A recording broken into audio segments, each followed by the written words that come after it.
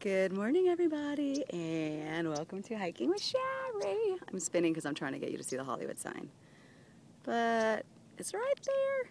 I'm pointing at the screen like you can see me pointing. Yeah, it's right behind my finger. Cute, huh? Anyway, I was not going to do one today, and I'm just hiking and thinking about this conversation that I had with John.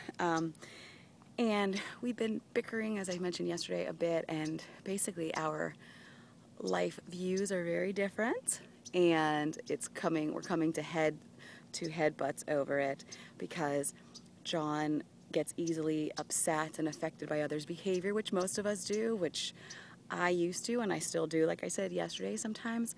And he wanted to be upset over something, which I understood where he was coming from, and there's a reason that he would get upset.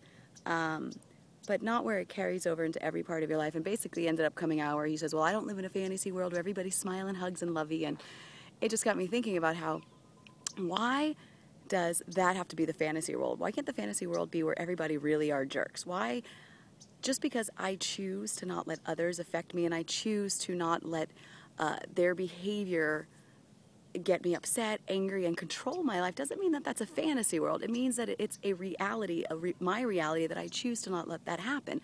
Because here is the reality. The reality is we all get upset. The reality is that my boyfriend gets pissed off sometimes in his own life and then takes it out on other people. So does that mean he's an asshole? So maybe the people that he comes across, maybe they're having a crappy day and maybe they're taking it out on him the way he would on other people, the way that, sometimes we're all just in bad moods. Sometimes we make a mistake when we're in traffic and we cut somebody off by accident.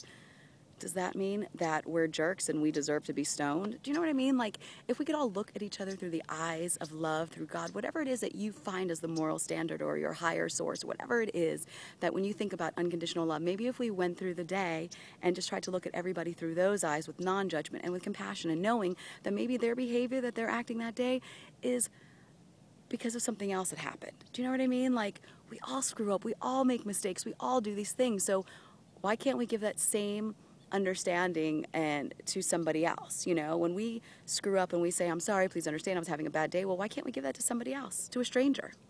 That's all I'm saying. So maybe the reality is that we live in a good world with good people, and the behavior that we see that is unacceptable, that hurts people, that stems from other places. That doesn't mean that you have to allow that to control your life. That's all I'm saying. So if I want to live in a smiley, lovey world, I don't find that a fantasy. I find that a choice to live a happier life. I choose to be happy. I choose to not throw a pity party for myself. I choose to not live in that darkness. Because guess what? I've lived in that before, where everybody was against me, the whole entire world, everything. There was a dark cloud over Shari's head.